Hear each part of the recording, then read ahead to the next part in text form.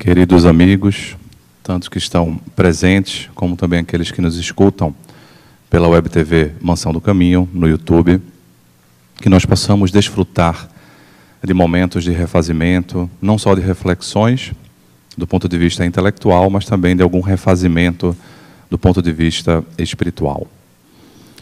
Curiosamente, hoje, quando eu e Paola chegamos aqui na mansão, estávamos chegando no mesmo horário, mais ou menos, que o tio Divaldo retornou à casa. E aí, bem interessante de compartilhar, né, com vocês, agora com a perspectiva de um médico, psiquiatra. Eu não fico analisando todo mundo o tempo todo, mas não tem como eu não ver o olhar, não é? Então, muito interessante. Estávamos tia Araci, a Rose, tia Dilma, e estávamos aqui também semana passada, né, quando o tio Divaldo precisou voltar para o hospital.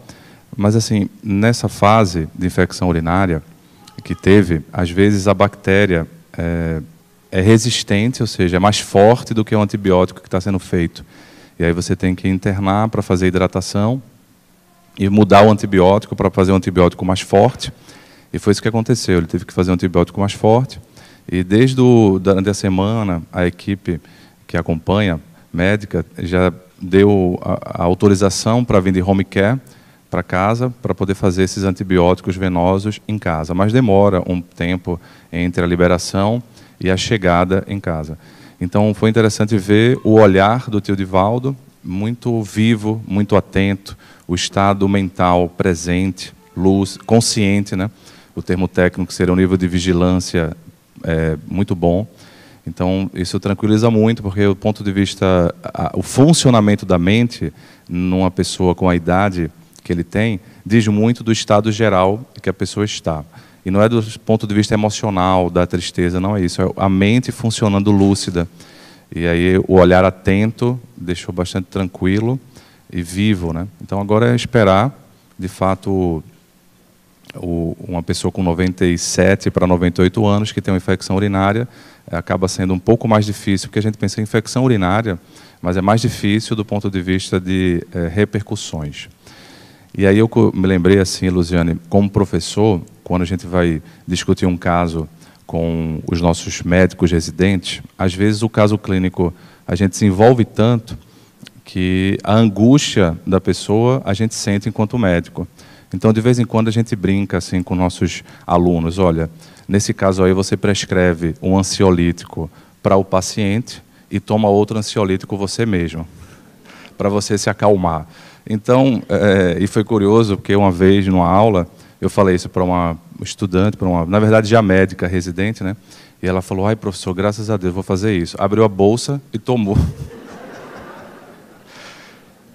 Brincando para dizer assim, as nossas orações, né, como ansiolíticos direcionados para o Divaldo, né, um remédio, a gente faz uma oração para ele e outra para a gente.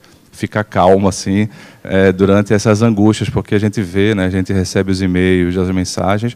Nós do movimento espírita, nós que gostamos, né, amamos o tio Divaldo, vocês aqui da casa, obviamente sentem as angústias também.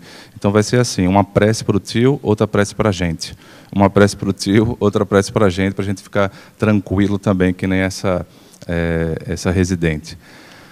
Felicidade possível é a ideia do que nós vamos abordar na nossa temática de hoje. E lembro-me muito de Sócrates, quando penso nesse tema. Porque dizem, né, que Sócrates ele teve duas profissões. Ele não foi só o filósofo.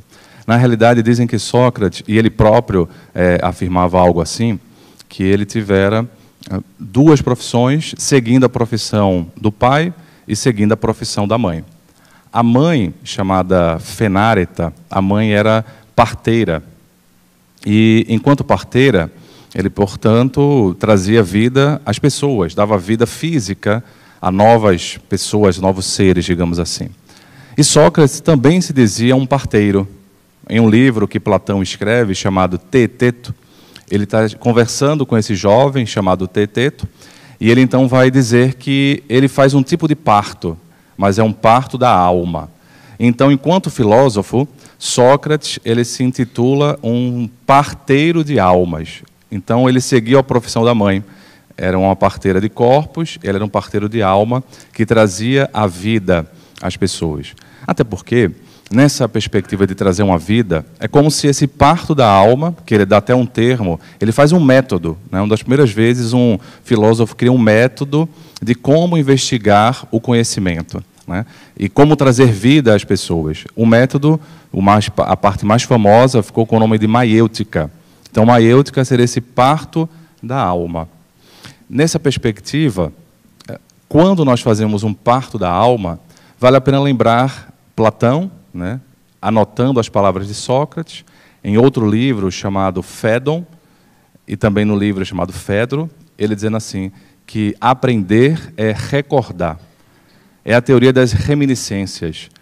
Eles, portanto, tinham uma visão da reencarnação, uma visão diferente do que nós temos dentro da doutrina espírita, até pela época em que é trazida, mas a ideia de que nós temos algo dentro de nós luminoso, algo dentro de nós de reminiscências, e se pensarmos do ponto de vista espírita, coadunando essa ideia com a ideia espírita, nós temos uma reminiscência de felicidade em nós, porque essa reminiscência de felicidade em nós é justamente a origem divina que todos nós temos.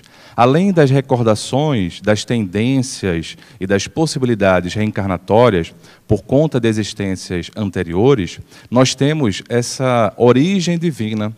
Então, aprender é recordar.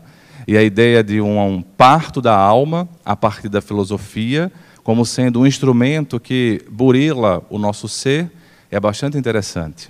Mas, além disso, Sócrates também era escultor, porque o seu pai, Sofronisco, teria sido escultor, e ele aprendeu a esculpir com o pai. Então, naquele dia, conta-se que ele foi chamado, digamos assim, pelo prefeito da cidade de Atenas, porque o prefeito da cidade de Atenas queria fazer uma nova estátua, portanto, uma ninfa, em homenagem a Deus Atenas, para ficar na nova praça que ia ser construída. E Sócrates, portanto, foi chamado para que ele pudesse prestar não os serviços de parteiro, de almas, de filósofo, mas o serviço de escultor, e pudesse esculpir aquela ninfa. Ele então aqueceu, foi ao encontro do prefeito, e diante das pessoas, o prefeito então manda trazer um bloco de mármore. E esse bloco de mármore, ele estava, digamos assim, recém-saído da natureza, então não tinha nenhum brilho, tinha que ser trabalhado para dar um brilho. Era um bloco rochoso, né? Um bloco bruto.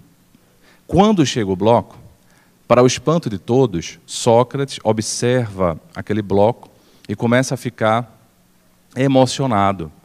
E as pessoas então não entendem como é que Sócrates se emociona vendo aquele bloco de mármore, que naquele momento não tinha nenhum brilho, nenhuma cor. O prefeito então fala que ele deveria esculpir, ele próprio, e logo em seguida ele começa o trabalho. Num tempo recorde, não sabemos exatamente quanto tempo, ele retorna à prefeitura e fala que havia terminado o trabalho, e todos se espantam, porque havia sido muito pouco tempo. Mas ele fala que sim, que conseguiu. E naquele momento, então, os trabalhadores, né, então, trazem o bloco de mármore, agora esculpido numa ninfa, e tiram o pano que encobria. E os atenienses, né, os gregos, gostavam muito da simetria, gostavam muito da arte. Então, observando a ninfa, a bela ninfa, eles então se emocionam agora. A emoção que Sócrates teve no primeiro momento, observando apenas o bloco sem brilho, agora eles têm observando a ninfa que foi esculpida por Sócrates. E então o prefeito, ele traduz a emoção de todos e fala, mas Sócrates, certamente essa é a mais bela estátua, esta é a mais bela ninfa que já foi feita em homenagem a Deus Atenas. E você o fez com tão pouco tempo. Nós queremos saber como você conseguiu, em que você se inspirou. E Sócrates, para surpresa de todos, fala assim, não fui eu que fiz essa ninfa. Casou-se aquele burburinho, por quê? Porque a ordem tinha sido clara, disse o prefeito. Você tem que fazer, você tem que ser o autor. Não pode delegar para outro. E como é que você diz que não foi o autor? Ele fala, não fui eu o autor. Mas como? Me explique. Então ele fala, a ninfa, ela já estava oculta dentro do bloco de mármore. O meu trabalho, enquanto escultor, foi tirar as pedras que estavam encobrindo, escondendo a estátua que já estava no bloco de mármore. Então não fui eu o autor necessariamente. O autor foi o daimon. O autor foi a divindade. O autor foi Deus. Porque foi Deus quem fez o bloco de mármore e colocou na natureza. E naquele momento em que vocês trouxeram o bloco de mármore, eu conseguia antever a ninfa que estava oculta no bloco de mármore e por isso me emocionei. E o meu trabalho foi apenas retirar as pedras. Mas todas as congratulações devem-se ao daimon. Não sabemos se a história é totalmente verídica ou não. Quem nos narra é o filósofo da época brasileiro, Humberto Holden, sobre a filosofia socrática. No entanto, sendo verídica ou não, ela é, na sua veracidade, um exemplo muito importante desse germe que nos conecta, bloco rochoso de mármore, que nós somos ainda, ou fomos outrora, e que estamos esculpindo, retirando aquelas que são desnecessárias e que nos desconectam.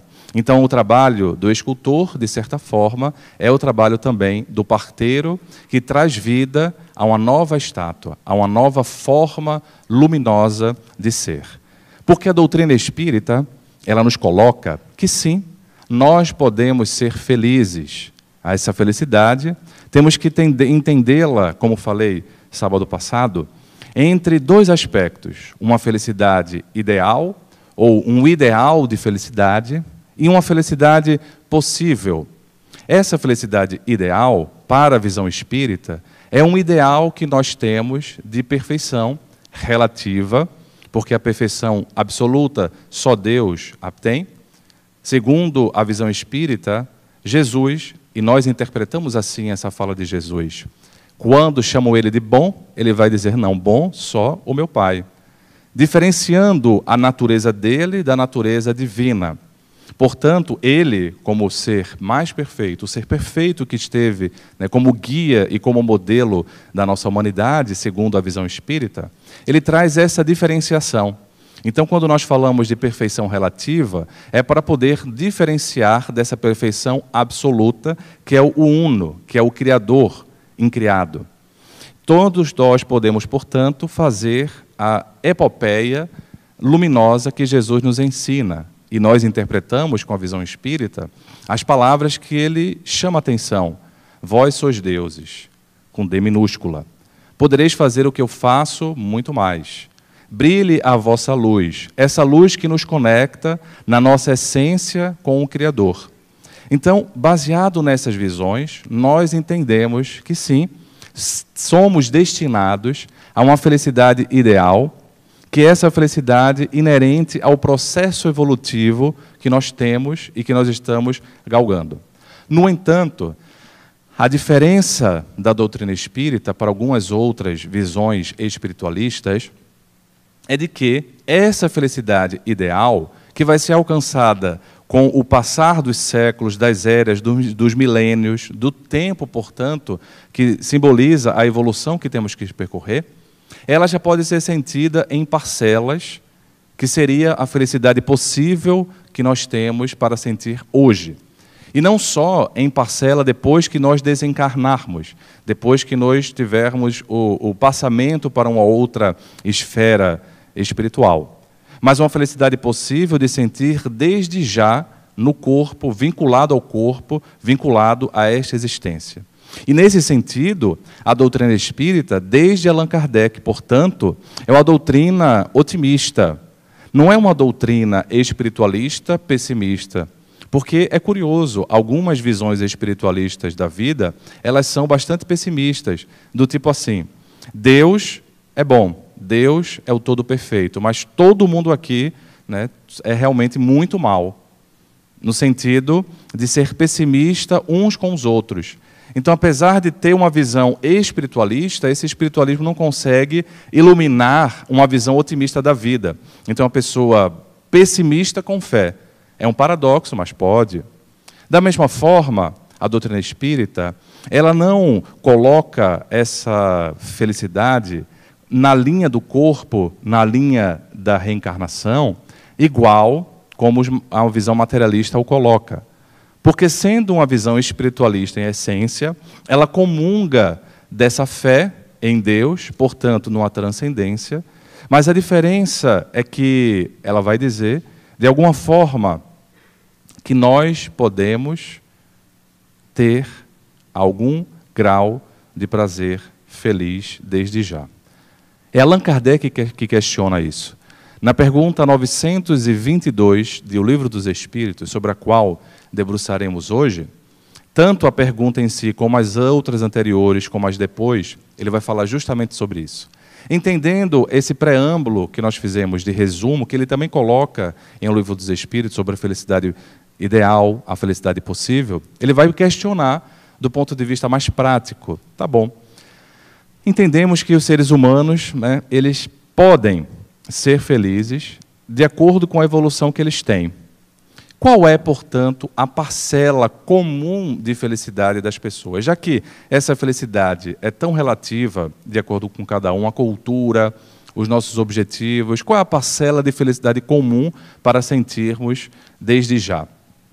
E ele vai colocar que devemos trabalhar desde já. Os benfeitores dizem isso. Está lá nessa parte do Livro dos Espíritos.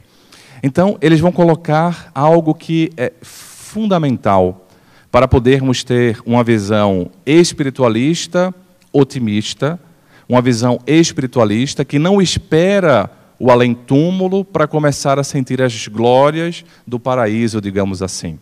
Começa a sentir a antevisão dessas glórias do paraíso a partir de hoje, quando já começamos a vislumbrar algo.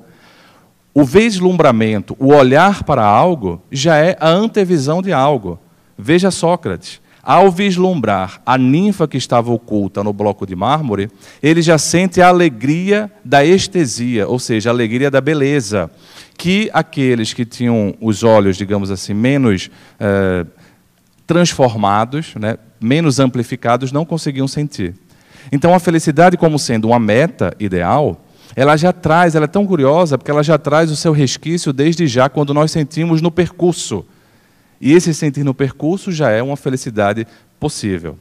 Então, os benfeitores vão dizer, do ponto de vista material, a posse do necessário. E do ponto de vista moral e espiritual, a consciência tranquila e a fé no futuro. São três ingredientes, portanto, comuns a todos nós, independente de crença, independente de credo, independente de cultura. É um elemento filosófico em comum que todos nós podemos sentir, e isso desde já aqui na Terra, nesta reencarnação. Do ponto de vista material, a posse do necessário. Isso nos simboliza que a doutrina espírita ela é uma doutrina realista também. Porque se estamos vinculados a um corpo, precisamos cuidar desse corpo também. E cuidamos desse corpo a partir das culturas que nós temos, da alimentação que nós temos. A doutrina espírita, porém, ela faz com que a gente olhe algo além. E em O Evangelho segundo o Espiritismo, ela propõe que nós estejamos no corpo, mas sem sermos do corpo. Estejamos na vida física, mas sem sermos da vida física, para que os nossos objetivos eles transcendam. Porque na antevisão, o Livro dos Espíritos já nos coloca isso, a posse do necessário. Mas do ponto de vista moral, do ponto de vista espiritual, a consciência tranquila e a fé no futuro.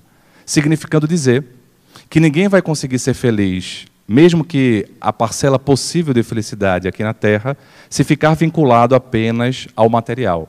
É preciso perceber o material, mas com um olhar mais transcendente, de entender o que é necessário e o que é supérfluo. Esse é um capítulo fundamental que tem a ver com as ideias que nós formamos. E como os gregos antigos já pensaram sobre isso, eu vou atualizar, né, simplificando a ideia dos gregos, sobre o que era necessário e do que era supérfluo para a felicidade. Eles se debateram nisso ao observar a vida de Sócrates. Porque aquele homem, morrendo através da cicuta, ele conseguiu consolar e ensinar até o final da existência. Até o final da existência. E o livro que Platão escreve é o livro Fédon. Até o final, ele está consolando, está ensinando, está explicando, ele está partejando a alma das pessoas. Isso causou impacto. Como é que esse indivíduo diferente traz tanta tranquilidade na alma, apesar dessas angústias da morte que está chegando? Então, um tema posterior a Sócrates, especialmente depois de Platão, depois de Aristóteles, no período chamado de helenismo, foi o tema da felicidade. E aí 3 grandes escolas, os estoicos, os epicuristas e os cínicos, se revezavam com outras visões também, mas eu vou trazer essas 3 para a gente poder pensar o que eles pensaram que tem a ver com o dia de hoje. Primeiramente, os cínicos. Eles não escreveram nada, não era uma escola assim formal, mas eles tinham uma visão de felicidade que deveria não ter as coisas materiais. Porque a felicidade, ela vem quando nós não temos posse e nem desejo de posse. Quando nós temos posse, nós ficamos tão angustiados pela perda da posse que a posse em si já tira a nossa felicidade. Então é melhor nem ter, para nem poder se frustrar em perder. Da mesma forma, nem desejar ter, porque se você não tem, mas fica desejando, você já está frustrado e, portanto, infeliz. Então tem que assim, nem possuir e nem desejar possuir. É uma proposta tão difícil, que nós temos o exemplo, né, duas talvez grandes anedotas, né, ou histórias que perduraram, do seu principal anunciador, assim, o principal expoente, que foi Diógenes. E conta-se que Diógenes, ele vivia tanto com o necessário, né, só para o que era necessário para a subsistência, que ele já estava lá maltrapilho, andando, e uma jovem pegou um poço, não estava com um copo na mão, pegou então o poço, água na mão, levou a água à boca e bebeu água. E quando Diógenes viu isso, ele ficou tão impactado que ele teve um insight e disse assim: descobri mais uma coisa inútil que tira a minha felicidade e pesa o meu corpo. Pegou o copo que ele tinha e jogou fora. Eu não preciso do copo para beber água. Então, é tão intensa a proposta dos cínicos que hoje, se alguém fala assim para você, você é um cínico, você não vai achar que é um elogio, vai? Não vai achar que é um elogio. Mas aí você já sabe, como um professor, ele chegou assim para mim e falou: mas você é um cínico, né? Do nada. Ele me chamou para um almoço, a gente foi conversar, eu já era professor com ele, e aí ele chamou assim de cínico, talvez porque ele sabe da minha visão espiritual, e talvez seja cinismo meu, né, essa visão espiritual. Eu perguntei: professor, o senhor está falando cínico que nem os helenistas filósofos? Ele não sabe o que é mesmo. Então ele não teve o que dizer, eu não briguei com ele, não me defendi, falei: se for o filósofo cínico, é até muito interessante a proposta. Cinismo seria uma escola, que depois mudou o termo, os termos mudam, mas a origem era disso. Então, felicidade é não ter nada. Mas realmente é muito complicado, né? Você fica meio neurótico assim para não ter nada, e aí talvez seja pesado demais. Aí temos uma outra filosofia, que são os epicuristas. Eles já foram ao extremo, assim: olha, felicidade tem a ver com prazer. E, de fato, felicidade tem a ver com prazer, do ponto de vista biológico, do ponto de vista da mente. Quando nós sentimos alegria, nós ativamos áreas do prazer. Quando sentimos um prazer, sentimos algum nível de alegria, faz parte, portanto. Só que os epicuristas, eles então diziam que era necessário, né, essa busca do prazer. E uma coisa interessante é que, ao longo da história, eles foram tanto quanto difamados, porque o epicurista ficou como sendo assim um grande devasso. Mas não era isso. O epicurista, depois essa ideia foi transformada, especialmente em Roma, em uma ideia do hedonismo, né? E esse hedonismo é que seria o prazer, digamos, mais intenso, desenfreado. Mas, inicialmente, Epicuro, ele falava, por exemplo, o prazer de ler um bom livro, o prazer das amizades, o prazer da convivência. Tanto que os epicuristas, eles viviam fora da política, assim, fora da cidade, e viviam no jardim de Epicuro. Foi uma das primeiras experiências comunitárias de viver uma vida em comum.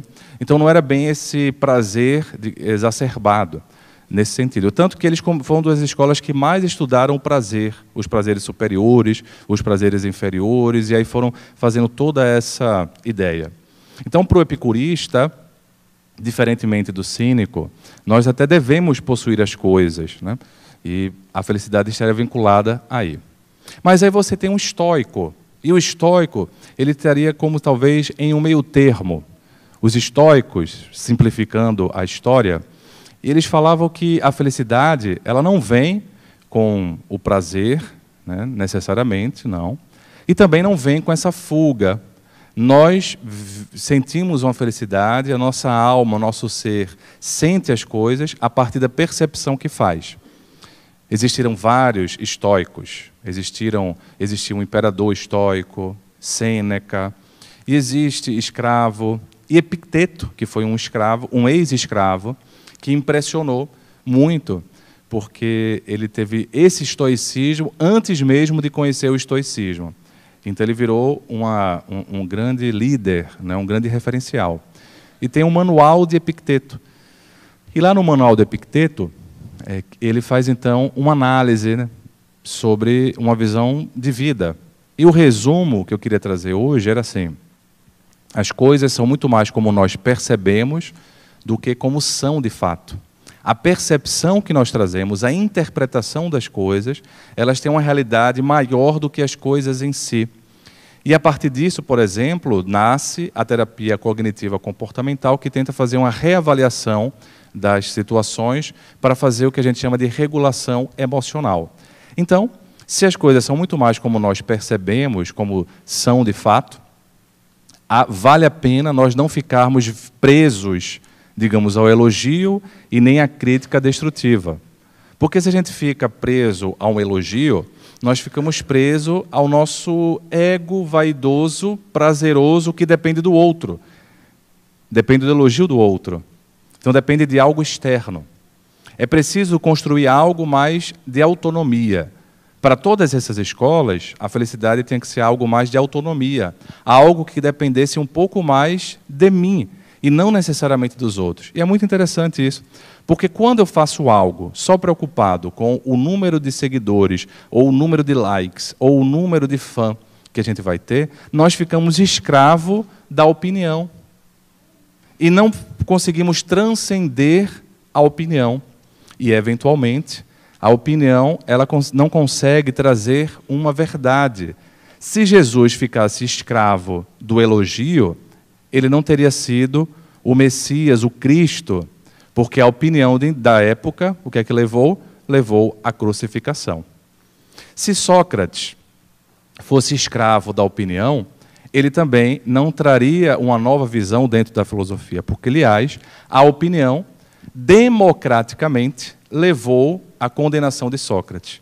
E era por isso que Platão, foi um dos motivos do que Platão, ele critica a democracia, dizendo que às vezes a democracia se transforma em uma demagogia. Por quê? Porque nem sempre a opinião geral é a correta. E então ele traz um senso de tristeza, inclusive, porque ele vê aquele líder trazendo uma repercussão, né, trazendo uma condenação, democraticamente falando. Então nós temos que transcender, às vezes, o grau de escravidão que estabelecemos com a opinião, fazendo algum recalculamento, algum recálculo na nossa cabeça do que realmente importa para nós e do que realmente importa para a nossa transcendência. Um filósofo contemporâneo chamado Alain de Botton, analisando essas três propostas filosóficas para a felicidade, ele vai trazer um quadro muito interessante que simplifica. Ele fez um programa, né, tentando resumir a filosofia para as pessoas comuns como nós e tentando traduzir essas ideias a partir de uma propaganda, um marketing de venda de uma casa. Então, eles ficaram pensando assim, e como é que seria a propaganda estoica? A propaganda estoica da felicidade e como o estoico se relacionaria com as posses. E depois de muito pensar, eles colocaram uma casa bem bonita, um carro também bastante bonito, e um asterístico ali no carro, na casa, e o asterístico lá em cima. A felicidade não está incluída. Muito interessante. Porque se fosse uma visão, digamos, do cinismo da Grécia seria assim, olha, nem entra aí, porque aí não vai ter felicidade nenhuma. Aí está a porta do inferno, se fosse uma visão talvez reeditada do cinismo dentro do cristianismo. Olha, aí é a perdição, né? A posse já necessariamente é uma perdição, necessariamente. Então nem entra. Mas se fosse epicurista, provavelmente ou possivelmente ele poderia dizer assim, olha, a felicidade não está aí, mas é mais fácil comprar ela com isso. O estoico vai dizer, a felicidade não está incluída, depende de como você se relaciona com essas questões. É muito interessante porque nos dias atuais, o tema do que é necessário e o tema do que é supérfluo, ele é fundamental para podermos reeditar um estilo de vida mais saudável, não do ponto de vista do exercício físico que fazemos para o corpo, mas do exercício que fazemos para a alma. Como exercitamos a nossa alma para treinar a nossa habilidade espiritual e vislumbrar um futuro mais amplificado.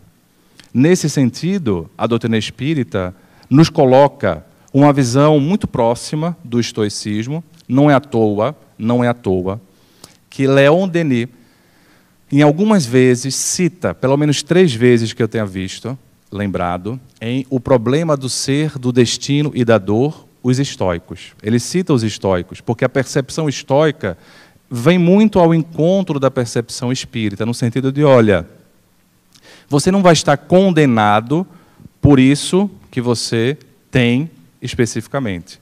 Mas também você não deve ficar aprisionado. Perceba a visão de Paulo de Tarso. Tudo me é lícito, mas nem tudo me convém. Eu posso tudo, então até posso ter tudo, se eu tiver um empreendimento material bom e crescer. Porém, não me convém que eu fique escravizado.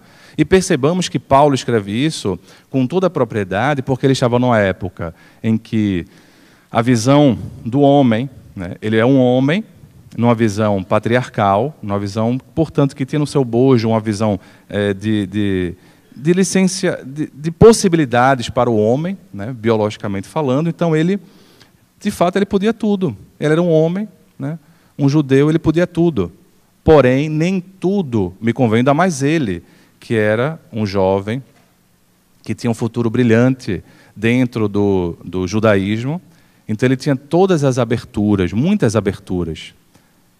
Na atualidade, em que as portas não estão iguais, não estão ainda iguais, mas estão muito cada vez mais abertas para todos, essa frase cabe muito bem. Não só para o homem, mas para a mulher, para todos. Tudo nos é lícito, a gente pode tudo. A oferta é muito grande. A oferta de conhecimento, a oferta de substâncias químicas, a oferta, nós estamos no momento da oferta do self-service. Tudo nós temos aí, o all-inclusive, tudo. Desde um hotel até uma festa, né, do carnaval, que você geralmente tem também o all-inclusive com o nome de open bar. É possível tudo, inclusive não precisa mais, né, você ir comprar, você paga um ticket e você tem abertura. A grande questão que nos impõe é essa, mas será que me convém deixar escravizar? Então é muito parecida a proposta estoica. Não é à toa que Allan Kardec ele vai falar muito na codificação sobre o panteísmo. Porque o panteísmo, uma das primeiras visões, a gente encontra panteísmo, ou seja, Deus é tudo. Eu sou Deus, todos nós somos deuses, a natureza é Deus, não é uma manifestação de Deus, é Deus. É uma visão pandemia, né?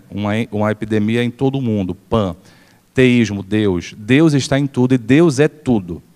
Então, essa visão panteísta, que a gente encontra muito nas culturas originárias, culturas indígenas, a gente encontra muito essa visão, nós tínhamos também, em paralelo, no estoicismo. Depois que a gente morria, segundo os estoicos, nós nos juntávamos ao grande todo universal.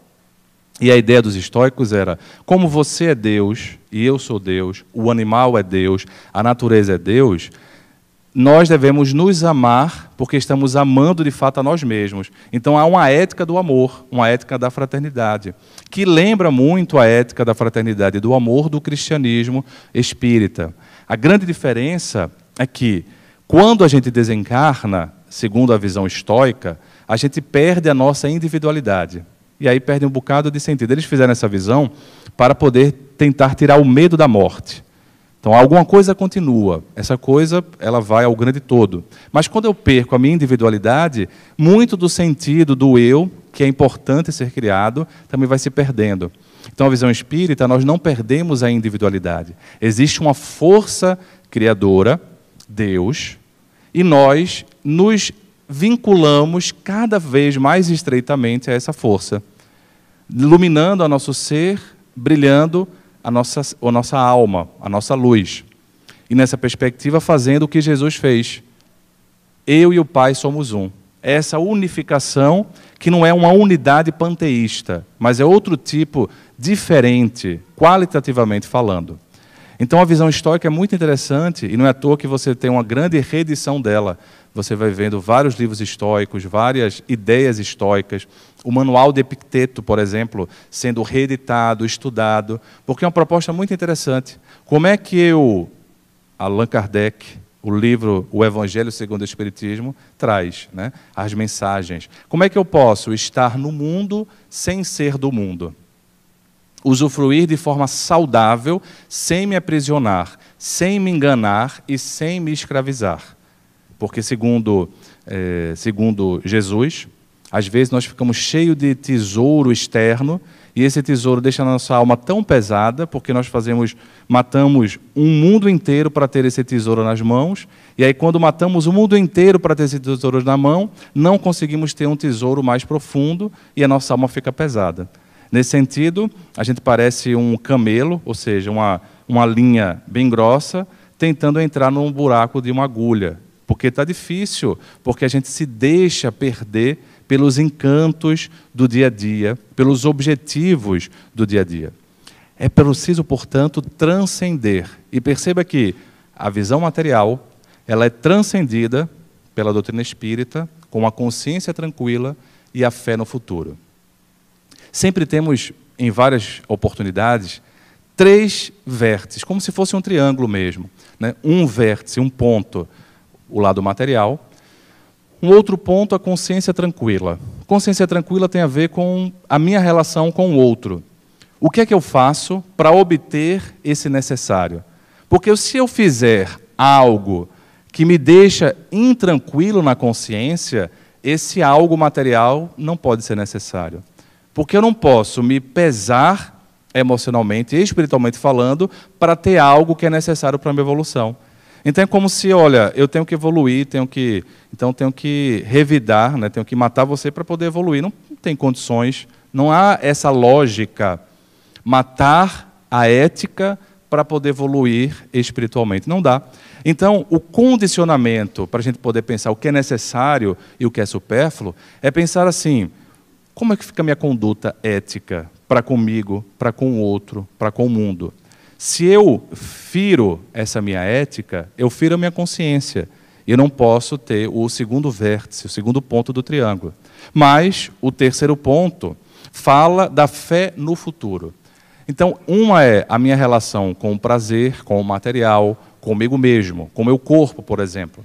A outra é a relação com o mundo, a ética de convivência. É uma transcendência. Eu não estou pensando mais em mim, só no material meu, mas estou pensando no outro. E o outro vértice é a minha vinculação com o divino. É uma transcendência mais profunda, uma transcendência que aprofunda a nossa evolução. Portanto, acaba que essa temática nos fala dos propósitos. E aí eu lembro muito de 2 pessoas, né, que eu tive contato, e que acho que simplificam bem essa visão, né, tão profunda em O Livro dos Espíritos, só uma questão, 922 do Livro dos Espíritos. Era uma jovem, estudante de medicina, amiga minha da faculdade, e ela então me procura uma vez e fala assim, ela sabia já que era espírita, e me procura assim: Léo, eu queria conversar com você, porque, sabe, eu tenho tudo, mas eu me sinto tão mal, tão triste, porque você sabe, e ela começou a numerar as coisas que tinha. De fato, ela nasceu em uma família rica, do ponto de vista financeiro, morava em uma área de Recife mais cara, o metro quadrado mais caro, com a vista belíssima. Além disso, tinha também uma inteligência muito interessante, além de ser estudante de medicina, ela também era poliglota, então falava espanhol, português, inglês, francês, e às vezes estudava o mandarim, o alemão, então era muito inteligente a menina. Então tinha lá a inteligência também como um pré-requisito. Naquele momento ela também fechava o gabarito da felicidade, segundo a gente pensa, no relacionamento, porque para ser feliz você também tem que estar num relacionamento, né? Em geral a gente pensa assim, ela estava namorando, não era uma relação abusiva, tóxica, como a gente fala hoje em dia, era uma relação normal, né? Não era assim mil maravilhas, tá? Mas era uma relação boa, então estava ali se relacionando. Não tinha sofrido nenhum grande trauma da família, não andava nem para culpar a família dela, porque a mãe era boa, né? Porque às vezes nós somos curiosos, assim. A gente às vezes até gosta de uma desgraça para poder ficar se apegando. É complexo, mas é mais comum do que você imagina. A gente fica apegado àquela desgraça. Mas ela não tinha nem isso para poder ficar apegada, entende? E talvez por isso ela fosse triste, né? Porque não tem um motivo. Brincadeiras à parte, ela me dizia, mas Léo, minha mãe me ama, meu pai me ama. Eu também não sou rebelde sem causa, não. Agora eu me sinto vazia. Eu me sinto sem uma conexão. E aquilo foi tão interessante porque realmente o que faltava nela era essa fé no futuro e essa fé em Deus. Que ela se sentia, portanto, vazia, ela me procurava para aprender um pouco mais sobre Espiritismo.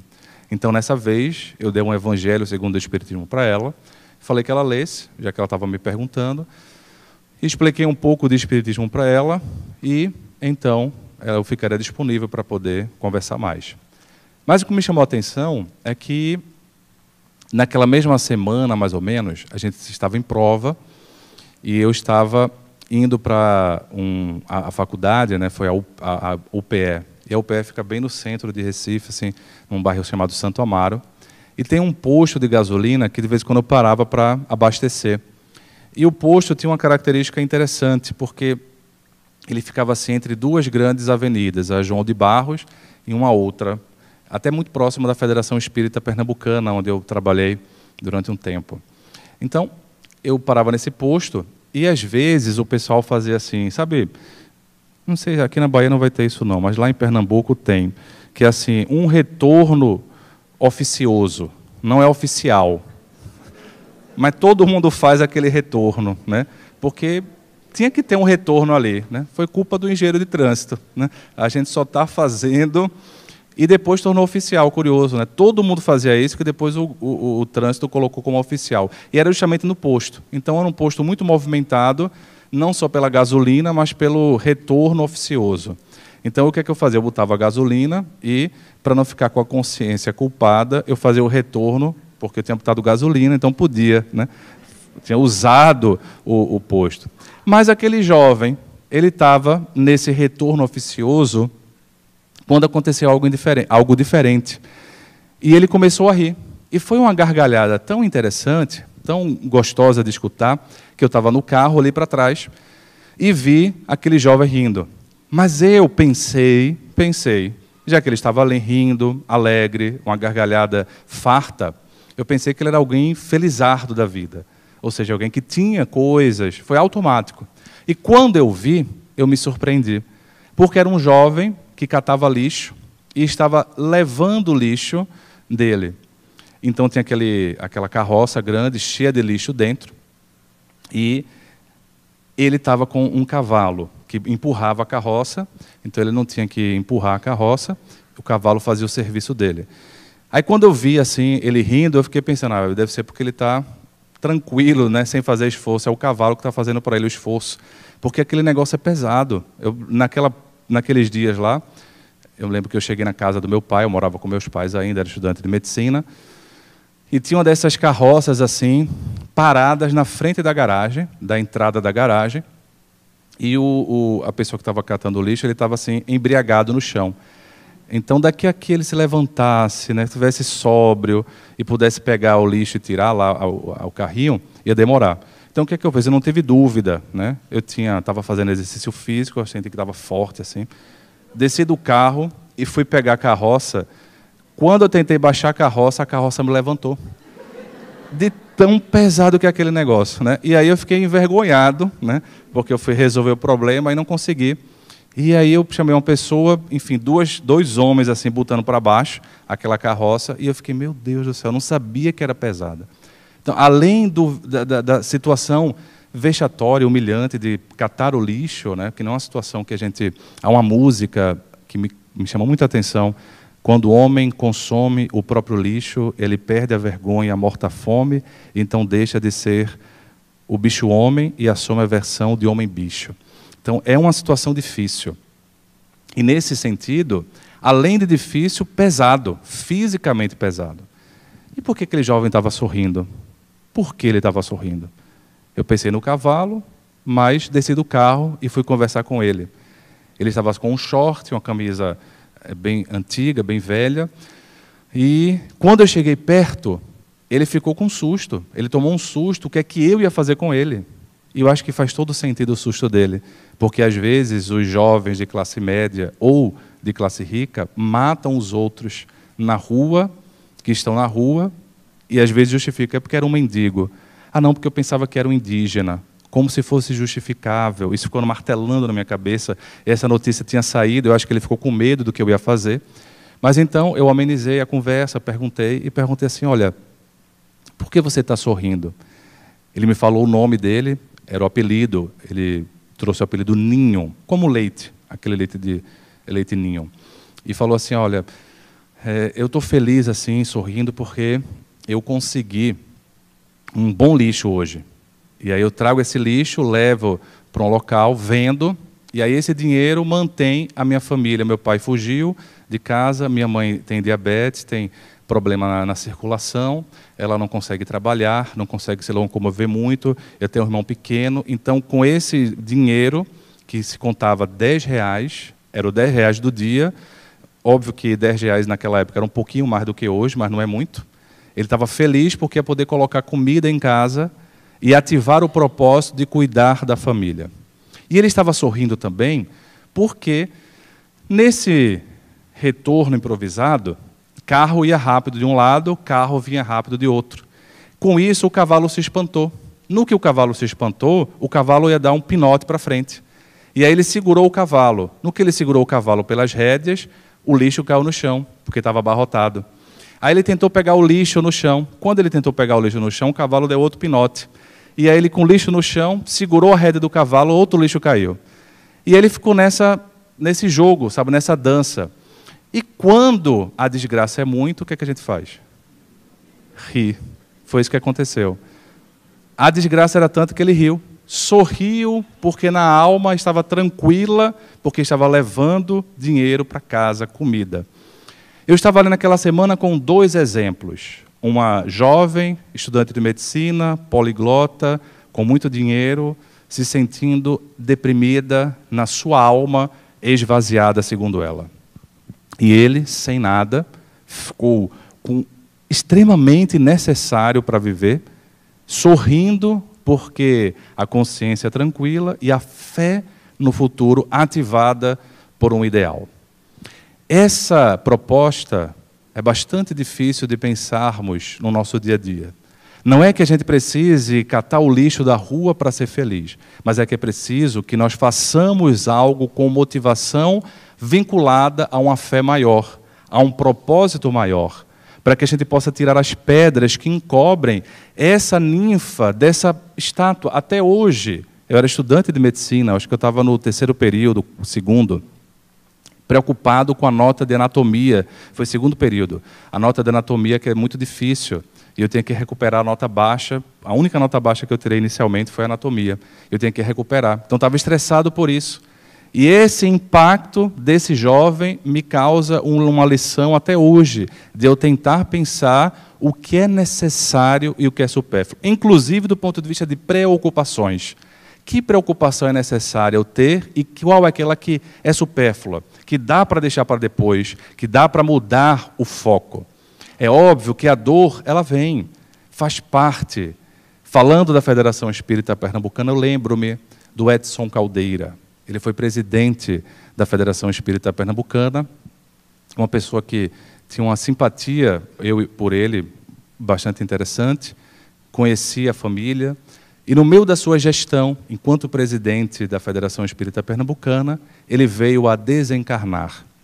E pegou todo mundo de surpresa aquela desencarnação, especialmente a esposa, que enviuvara, e os filhos, especialmente a filha, que tinha uma vinculação muito grande com ele.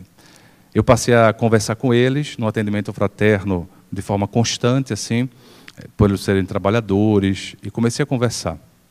E entendi algo muito interessante, algo muito profundo, porque o Edson, pelo trabalho, tinha conseguido recuperar a consciência de forma não muito demorada, no além-túmulo.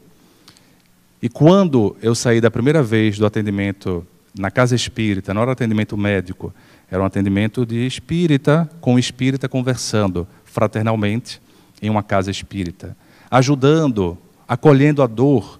Eu vi claramente o Edson feliz, porque um pai, ele continua angustiado com seus filhos, mesmo no além-túmulo. As dores da partida continuam. As dores da despedida, elas continuam. Porém, o espírito mais lúcido, agora observando ninfas que estão ocultas em bloco de mármore, ele entende algo mais profundo. E o luto, é curioso, eu nunca tinha parado para pensar nisso, o luto que nós vivenciamos enquanto encarnados, o espírito também vivencia enquanto desencarnado. Pela despedida, pela não vinculação que ele não consegue ter de forma tão intensa. E eu me senti tão abraçado, ele agradecendo assim, meu amigo, muito obrigado por ajudar a minha filha. E ele chorava, eu também me emocionei, e entendi a grandeza da doutrina espírita, que não apaga as dores, nos transformando em blocos de mármore sem brilho, mas que nos dá uma visão maior, que a fé no futuro pode nos transcender, fazendo com que a gente se sinta útil, porque conseguiu colocar a comida na mesa de nossa família, e naquele dia que não deu aquela comida toda que queria, o abraço acolhedor, ou porque, a partir da intuição mediúnica, abraça o ente querido que está ainda encarnado, e a dor da partida ainda está presente. É nesse sentido que a doutrina espírita, sem sombra de dúvida, está fadada a destinações muito profundas, mas para isso nós precisamos aprofundar a estátua que estamos construindo dentro de nós, tirando as pedras que são supérfluas, que trazem peso ao nosso ser, à nossa alma, para que a gente possa, assim como Sócrates, da nossa maneira limitada, mas podermos dizer, eu via a ninfa oculta no bloco de mármore, e por isso antevia as alegrias que chegam até mim. Quando no futuro a minha percepção espiritual estiver mais ampliada, a minha cognição, a minha inteligência mais amplificada e mais aclarada, eu poderei entender Olavo Bilac. E direi, ora direis ouvir estrelas. Por certo, perdeste o senso. Eu vos direi, no entanto, que para ouvi-las, muitas vezes desperto e abro a janela pálido de espanto. E conversamos largo tempo enquanto a Via Láctea, como um palho aberto, cintila. E quando vem o sol, ainda saudoso e em pranto, eu as procuro pelo céu deserto. Direis agora, tresloucado amigo, que conversas com elas, que sentido tem o que dizem quando estão contigo. E nós, transformados no amor, diremos, amai. Porque só quem ama pode ter ouvido capaz de ouvir e de entender as estrelas, transformando as dores em patamares de evolução. Muita paz para todos nós. Que assim seja.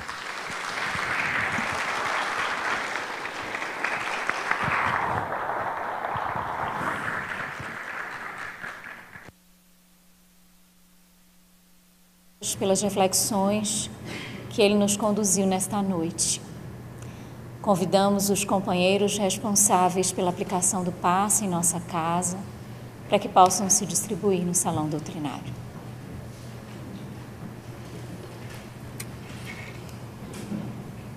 Senhor Jesus, neste instante de comunhão contigo, rogamos as bênçãos vindas do mais alto para que recaiam sobre todos nós. Que os mensageiros que de forma tão generosa se colocam para o instrumento da doação possam ser veículos seguros desta boa energia que nos envolve de maneira especial a nos conduzir em saúde e paz. Gratidão, Mestre, pela Tua presença conosco, pela presença dos benfeitores espirituais, que durante esta hora cuidaram de cada um de nós, que se predispuseram neste salão doutrinário, mas também indo ao encontro dos lares que se conectam conosco neste momento,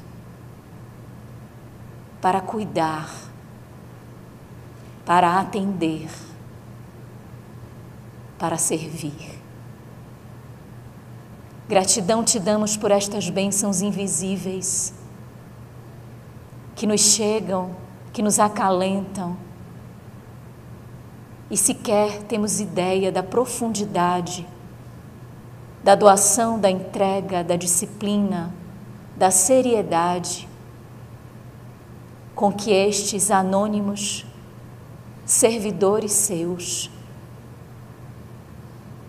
debruçam-se sobre este planeta em atendimento às dores, minimizando as agruras enfrentadas por cada um de nós no dia a dia. Abençoa, Mestre, esta casa, os seus trabalhadores, aqueles que aqui são assistidos. Envolve a todos que aqui chegam buscando auxílio, buscando instrumentos para a harmonização interior. Abençoa as crianças, os jovens, as famílias de todo este planeta, para que sejam os seus corações nutridos da esperança pelos dias por vindouros da regeneração. Acolhe a todos que sofrem, aqueles que estão enfermos, nos hospitais, aqueles que estão em abrigos, aqueles que perderam o discernimento e apresentam-se enlouquecidos, à parte do contexto lúcido das atuações e das decisões. Abençoe os suicidas, Mestre, os seus familiares. Enfim, abarca-nos a todos no teu amplexo de amor, no teu coração generoso e misericordioso. Te rogamos de maneira especial pelos nomes que colocamos à porta deste salão, rogando por cada um deles, também a água que expomos, para que elas recebam os fluidos salutares e de saúde.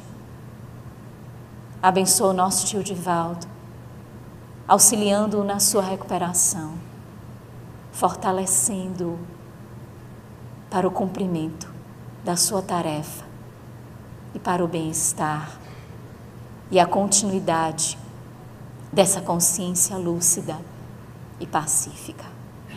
Permanece conosco, Mestre, permitindo que retornemos em tranquilidade aos nossos lares. Gratidão por tudo e sempre. Assim seja.